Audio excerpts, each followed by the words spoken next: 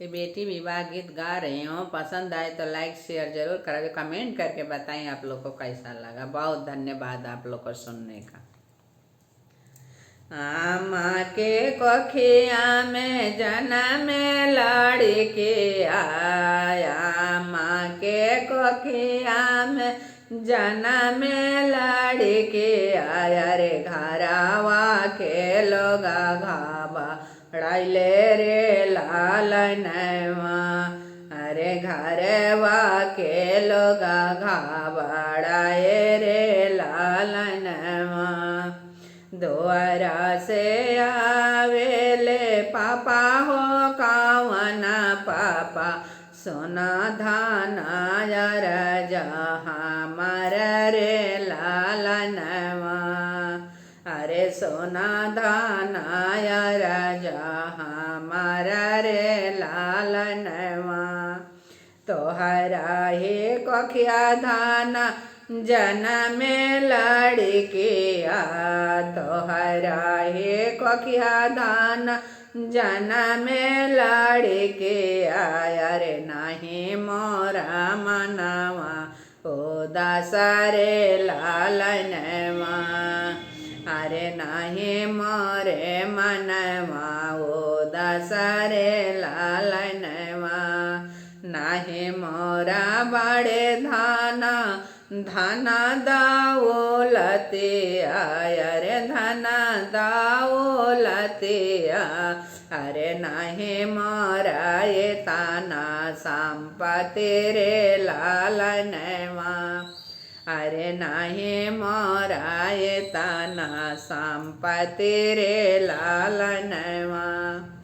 इहे हो के सोचे धाना मना घबड़ाला, इहे ही सोचे धाना मना घबड़ाला, अरे कैसे करबी बेटी के विवाह रे लालनवा, अरे कैसे करबी बेटी के विवाह रे लालनवा। तोहरे हे कोखिया धाना बेटा जनमते, तोहरे हे कोखिया धाना बेटा जनमते, अरे नाही मोरा मना घबड़ता रे लालनवा, अरे नाही मोरा मनवा घबड़ता रे लालनवा।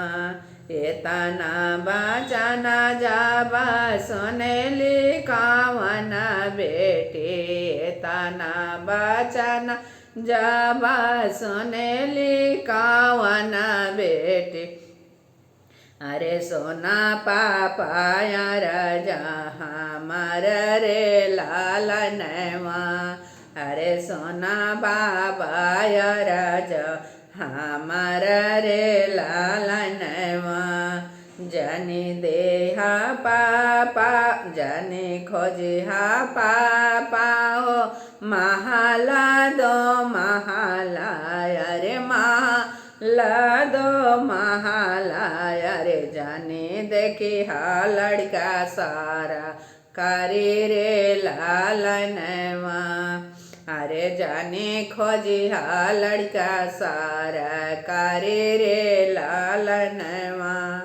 हमारा बियाह पापा गारे बागरवा करिया, हमारो बियाह बाबा गारे बागरवा करे है, अरे जहाँ होई है इज्जत हमारा रे लालनवा, अरे जहाँ होई इज्जत हमार रे लालनवा।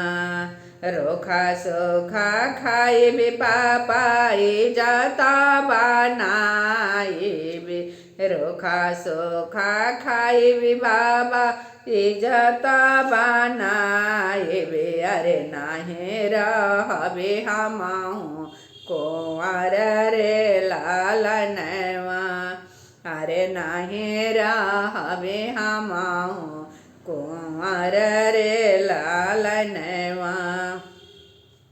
इतना बचना जाबा पापा जे सुनेले, इतना बचना जाबा बाबा जे सुनेले। अरे गिरे लागल नैना से लोरा रे लालनवा, अरे गिरे लागल नैना से लोरा रे लालनवा। ऐसन बचन जाने बोला मेरी बेटी हो, ऐसन बचनिया जाने बोला मारे बेटी हो। अरे बिहारेला हमारो करे जारेला लनवा, अरे फाटेला हमारो करे जारेला लनवा।